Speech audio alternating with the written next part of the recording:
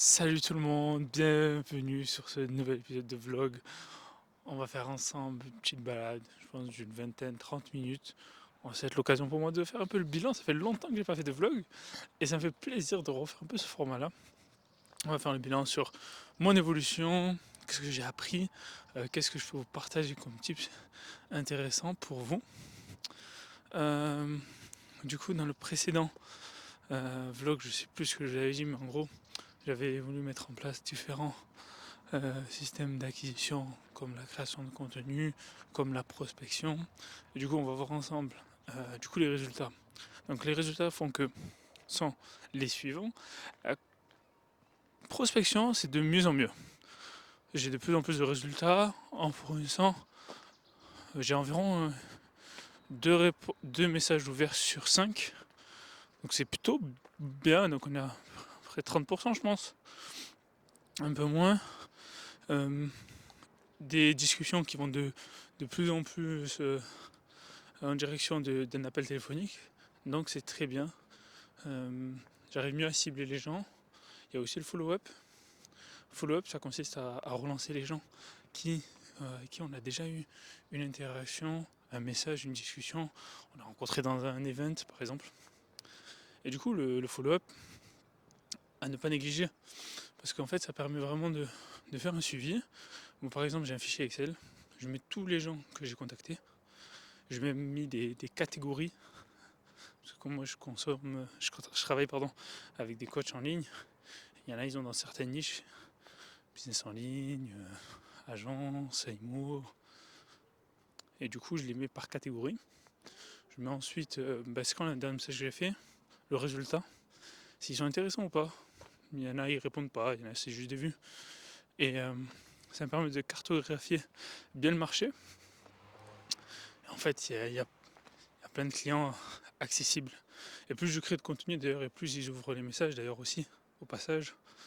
Euh, donc, euh, donc voilà, la prospection, c'est fastidieux, il faut le faire tous les jours. Je vais pas mentir, il y a des jours où je fais pas. Pour la simple et bonne raison que j'essaye de réduire mon temps sur les réseaux sociaux. Et du coup, il faut que je trouve la bonne méthode. Des fois, je le fais avec mon téléphone, des fois, je le fais depuis mon compte Insta sur l'ordi. Je trouve que c'est pas mal sur l'ordi. Je suis plus focus. Et d'ailleurs, je le fais plus le matin. Comme en ce moment, c'est le ramadan. Parenthèse, mais on reviendra plus tard. Du coup, après le prière du matin et que je lis le Coran, après je mets sur mon projet. Et c'est là que j'envoie mes messages. Et il faut que je le fasse plus souvent. Il faut que je le fasse tous les jours. Je prenne au moins la peine d'envoyer 10 messages. Et après, dans la journée, de renvoyer des vidéos ou des messages en fonction de l'interaction en fait, avec les personnes. Donc ça, la prospection, ça marche mieux. J'ai plus d'appels. Ensuite, en termes d'appels, de closing, c'est toujours pas de compliqué en ce moment les ventes. J'ai du mal à créer vraiment le désir. J'ai du mal à, à les connecter à leur pourquoi, à leur connecter pourquoi ils font ça, à avoir les yeux qui brillent tout simplement, pour résumer. Donc j'ai un gros travail à faire sur ça. Et je me focus vraiment travailler mes présentations, travailler ma découverte et ensuite voilà, essayer d'être vraiment bon sur ces deux piliers-là pour ensuite arriver sur la partie objection qui est de savoir si on travaille sur une vraie objection ou pas une vraie objection. Et que ça soit une gestion, j'ai pas le temps, j'ai pas l'argent, c'est pas le moment. Bref. Donc le closing c'est le point principal à améliorer. Et pour améliorer c'est en faisant. D'ailleurs je vous avais dit dans des vlogs précédents que j'avais trouvé des personnes dans mon groupe, parce qu'en ce moment j'ai un coaching de closing. Et, j'avais fait des appels, on a fait ça des roleplays, des entraînements tout simplement. Et, et c'est vrai que là ça fait un mois que j'ai pas fait. Donc je vais remettre les points pour que j'ai au moins 2 entraînements par semaine et viser au moins 5 appels dans la semaine. Pour l'instant, j'ai eu 2 appels dans la semaine. Donc c'est bien, mais il faudrait que tous les jours j'ai des appels. Pour ça, il faut que je contacte plus de gens, Comme j'ai dit, j'ai pas le droit encore à la publicité. C'est le challenge. C'est d'atteindre au moins 10-20 000 euros de chiffre d'affaires avant de lancer les pubs. Ce serait bien au moins d'atteindre les 20 000 euros avant de lancer les pubs. Comme ça m'oblige à prospecter, ça m'oblige à être bon dans la création de contenu. Et ça me fait le point avec le point suivant qui était la création de contenu. Du coup, je vous avais dit, je voulais faire la création de contenu un point fort de mon acquisition et de ma visibilité. Pour l'instant, commençons par Instagram. Instagram, j'arrive à faire à peu près tous les jours un Reels. Pratiquement tous les jours. Et je crois que j'ai dû rater 2-3 jours là pendant le ramadan. Parce que c'est l'heure au moment où je dois casser mon jeûne, faire à manger et tout. Et du coup, pas à côté. Bon, bref. Ensuite, qu'est-ce qu'on a d'autre? Donc du coup, ça me demande une meilleure organisation. Ça demande de programmer en avance les vidéos. Donc ça, c'est le week-end, préparer, anticiper tous les reels de la semaine. C'est facile à faire et bon, ça me doit me prendre 2 heures, je pense, pour faire un peu moins de 2 heures. Si j'arrive à faire en 1h30 7 reels intéressants et tout, c'est top. Ensuite, dans les reels, en parlant des reels, j'ai des meilleures statistiques, j'ai plus de vues, j'ai plus d'interactions, j'ai plus de visibilité. Même quand avant j'avais la visibilité uniquement quand je parlais dev perso, maintenant j'arrive à avoir la visibilité même quand je parle business, et ça c'est bien. Ça veut dire que ma vidéo est intéressante, elle intrigue, elle attire la curiosité des entrepreneurs en ligne, donc c'est très bien. Donc il faut continuer comme ça. Et j'ai remis en place aussi, et j'ai pensé à, comment ça s'appelle, à faire des shorts depuis mes vidéos YouTube. Comme je crée beaucoup de vidéos YouTube, on va en parler après, il n'y a pas de montage. Mais du coup, j'ai des longues périodes de monologues super intéressants. Et du coup, on peut en faire des clips tout simplement. Des shorts, des reels pour les réseaux sociaux. Donc je me dis, go, prendre le temps de trouver les passages les plus intéressants pour en faire des reels.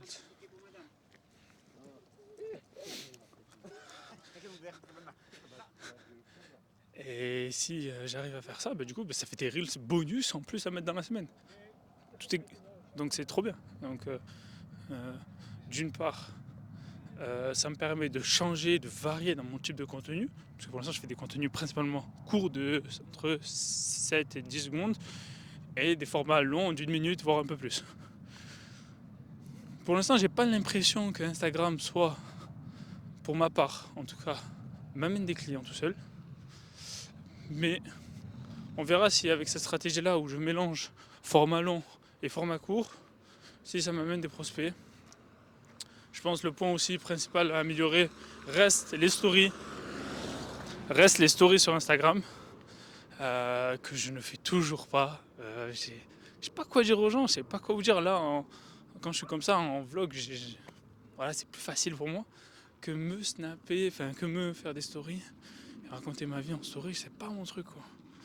À part mettre du sport, les livres, mes citations, j'aime bien. J'arrive pas encore à faire des stories.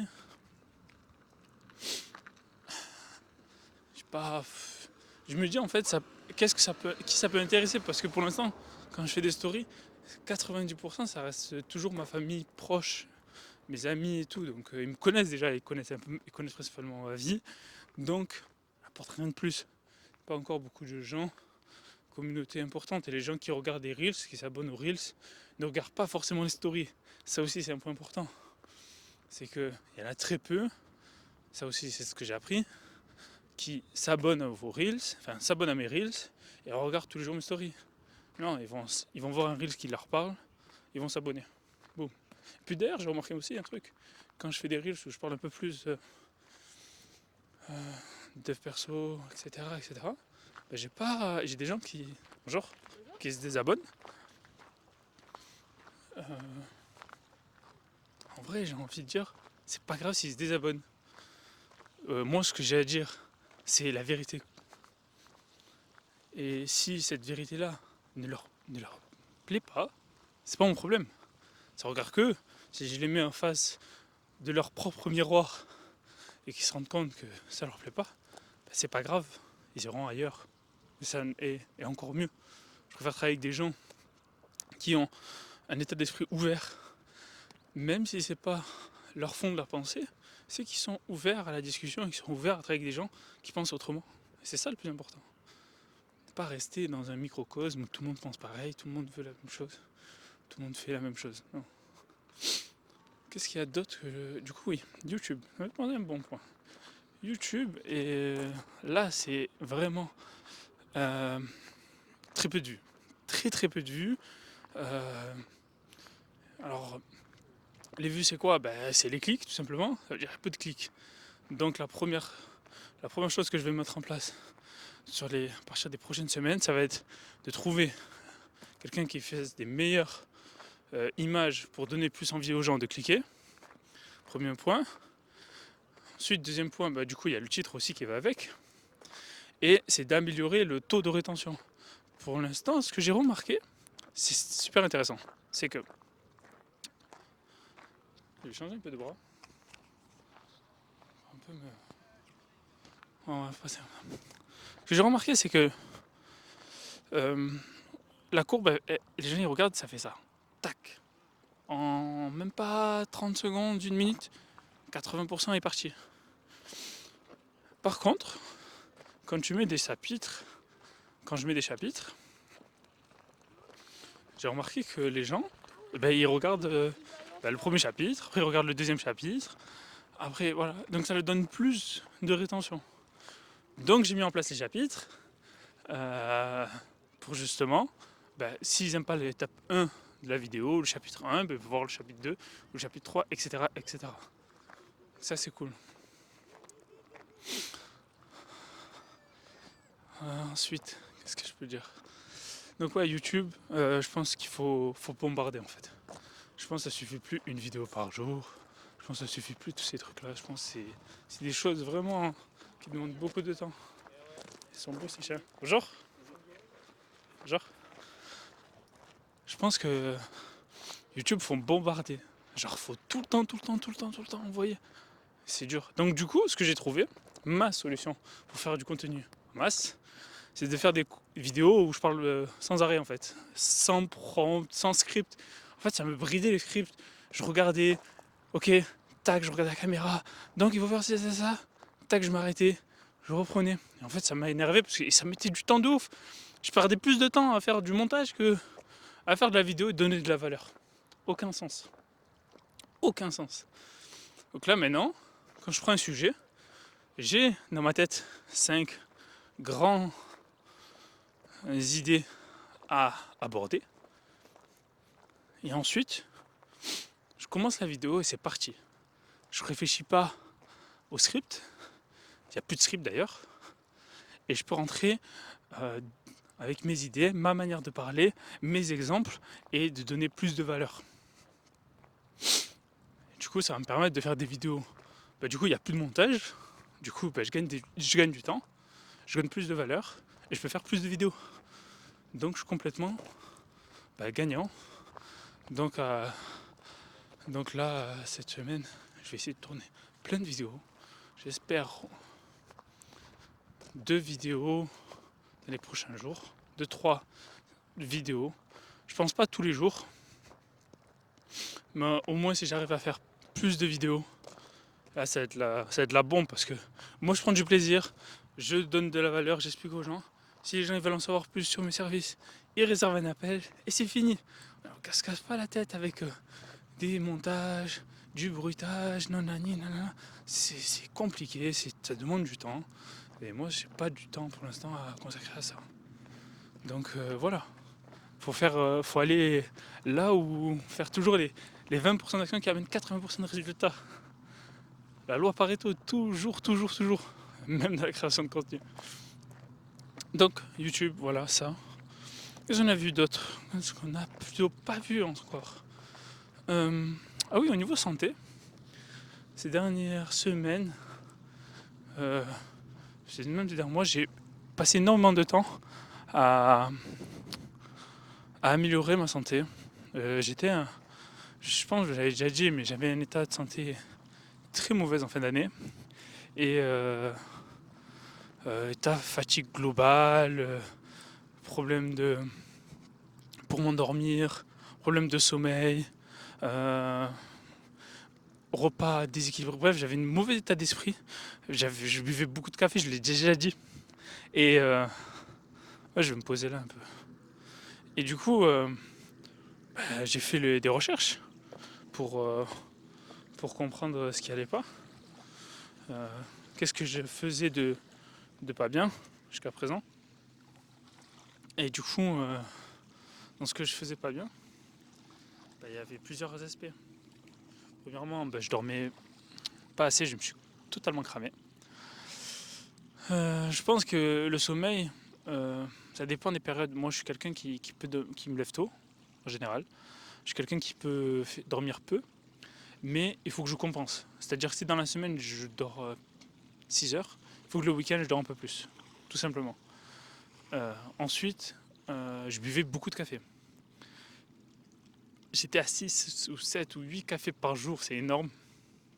Parce que j'étais dans cet état d'esprit, workout, travail dur, c'est le moment, faut charbonner. Oui, c'est vrai, faut charbonner, mais notre corps, en fait, s'il a trop de caféine, notre cœur, enfin, comment dire, c'est pas bon pour notre cœur et c'est pas bon aussi pour notre état on n'arrive pas à s'endormir, tout simplement. Donc, j'ai beaucoup réduit ça. Je suis très content. Je suis environ à 1 ou 2 cafés par jour. Des fois, je bois même pas de café. Donc, c'est très bien. Donc, cette phase de monk mode, de reset, où je remets tout à zéro, ça m'a fait super du bien. Je dormais environ 5-6 heures avant, là je suis plus autour de 8 heures. Je bois moins de café. Mon alimentation aussi, je regardais parce que mon alimentation, elle n'était pas équilibrée. C'est pas que je mangeais mal, mais je mangeais pas équilibré. Et du coup, j'ai fait des recherches. J'ai fait des recherches pour manger plus équilibré. Parce qu'en fait, j'ai remarqué que comme j'étais entre guillemets irritable, un peu lunatique, c'était en fait parce qu'il y a une vitamine qui s'appelle la B12 et qui en fait est une vitamine très importante pour le cerveau. Et du coup, quand on manque de B12, on est très faible, on a on est vite irritable, on est lunatique, on est vite fatigué, on est vite essoufflé. Et en fait, quand j'ai compris ça, j'ai regardé tout ce qu'il y avait comme aliment qui permet d'améliorer le B12, notamment le foie, les abats, euh, les fruits de mer, le poisson. Et du coup, j'ai cherché des recettes pour mettre ça dans mes plats. Et grâce à Dieu, j'ai réussi à bien remonter à ce niveau-là. Et en fait, ça c'était des signes, mais ce qui m'a vraiment c'est en fait ce qui m'a vraiment permis de dire ok, c'est vraiment ça qui manque, c'est en fait j'ai fait une prise de sang. J'ai fait une prise de sang qui a révélé que deux choses. Je manquais de vitamine D, manque de soleil. Pourtant j'habite dans le sud, mais je suis trop resté enfermé dans, dans ma chambre, dans mon studio, et à bosser et pas assez profiter. Et deuxième point, manquer de globules rouges, je crois. Le globule rouge, ça vient principalement du, du foie en fait. Et en fait, pour avoir plus de sang et un meilleur foie, faut manger du foie, tout simplement. C'est un truc que j'ai remarqué. C'est un truc qui a aussi d'autres aspects. Si vous voulez plus de muscles, vous allez manger de la muscle, oui, des muscles animaux, de la protéine animale, tout simplement. Et donc voilà. Donc j'avais les symptômes. J'ai fait la prise de sang qui a confirmé qu'il manquait quelque chose. Du coup, j'ai mis les actions en place pour justement être en meilleure santé, être moins fatigué, être plus efficace et vraiment tout simplement être en meilleure santé. On va pas chercher, le plus important reste la santé, qu'importe ce que vous avez dans la vie, la santé est le plus important. Euh, donc donc c'est très bien et j'ai beaucoup de gratitude d'avoir réussi à avoir beaucoup amélioré ma santé tout seul principalement. J'ai juste pris un complément alimentaire ensuite pour la vitamine D, mais après le reste c'est l'alimentation. Je me suis forcé, je détestais le foie animal et je me suis forcé à le manger et comme quoi, voilà, quand tu te forces, quand même tu arrives à avoir des résultats. Et voilà, donc c'est très bien. Du coup, là, maintenant que voilà, la santé ça va mieux, les projets je vois mieux où c'est les choses à améliorer. Donc là, les prochaines actions, ça va être principalement travailler mon closing, plus de faire la prospection tous les jours, sans aucune excuse, et relancer les gens tout le temps. Même si les gens m'ont dit non, même si les gens m'ont mis des vues, relancer, relancer, relancer, relancer. Et ensuite, concernant voilà, la santé, le sport, là c'est le mois du ramadan. Petite parenthèse, le mois de ramadan c'est un mois où voilà, le focus il est plus sur forcément la spiritualité, où voilà, je médite plus, je m'améliore, je lis plus le Coran, voilà, j'essaye vraiment de faire plus d'efforts, encore plus pendant ce mois, euh, d'être meilleur tout simplement, et d'améliorer ma spiritualité. Donc forcément, d'un côté, ma spiritualité augmente et je me sens mieux. Côté, oui, j'ai un peu maigri étant donné que c'est le jeûne. Voilà, l'objectif du jeûne, c'est pas forcément de grossir, mais c'est plutôt voilà, de réduire sa consommation quotidienne, de consommer moins enfin, dans la société, moins s'acheter de produits, d'achat, de ne pas faire d'achats compulsifs, de faire des achats malins, de donner plus, d'être mieux avec tout le monde. Donc franchement, ce début du mois de Ramadan, il se passe plutôt bien. Voilà, c'est tôt. On coupe à 18h45 environ les premiers jours. Donc c'est plutôt tôt. J'ai pas vraiment faim pour tout vous dire. D'ailleurs, je me ferai pas manger juste après et je mange, on va dire, plus à 19h45. Donc voilà. Euh, et ça me gêne absolument pas dans toute ma journée. Parce que le soir je mange bien, le matin je mange bien. Et après voilà, la journée se passe plutôt bien dans l'ensemble. Quoi dire d'autre? Ah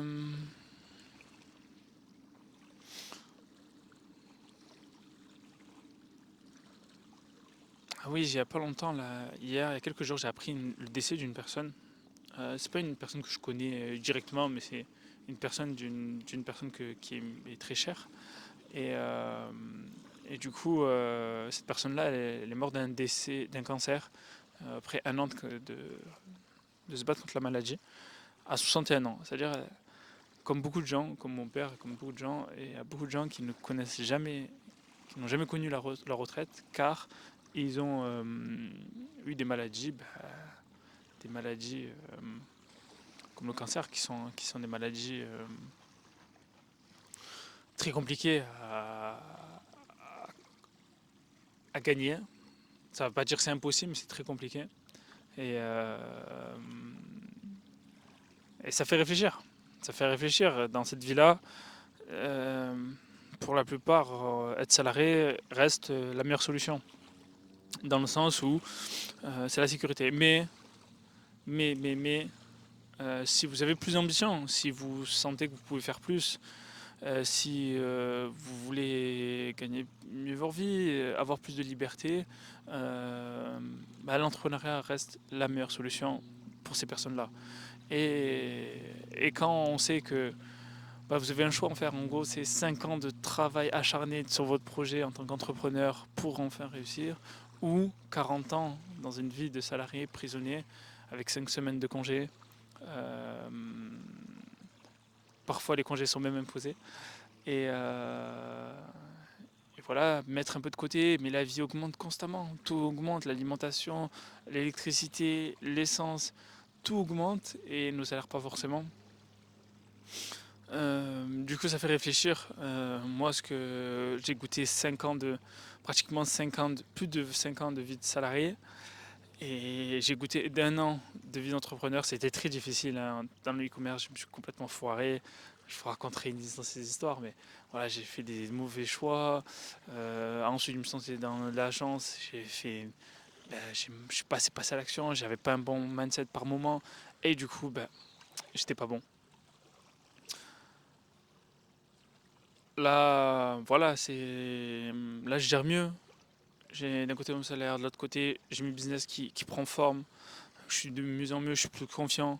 Du coup, même si je me lance à 100% au cours de cette année, ça me fait pas peur parce que je sais qu'au moins j'étais aligné avec mes valeurs et ce que j'aspire à être. Et, je sais que ça va être dur. Je sais que ça va être très dur. Je sais qu'il va falloir que je pivote et je sais que ça va me demander peut-être 5 ans, 3 ans, 5 ans de sacrifice. Mais si je l'ai fait et que ça marche, je serai le plus heureux en final. Parce que j'aurai réussi mon pari. Et au pire, dans les pires des cas, il y aura toujours du travail. Donc je ne me fais pas de soucis.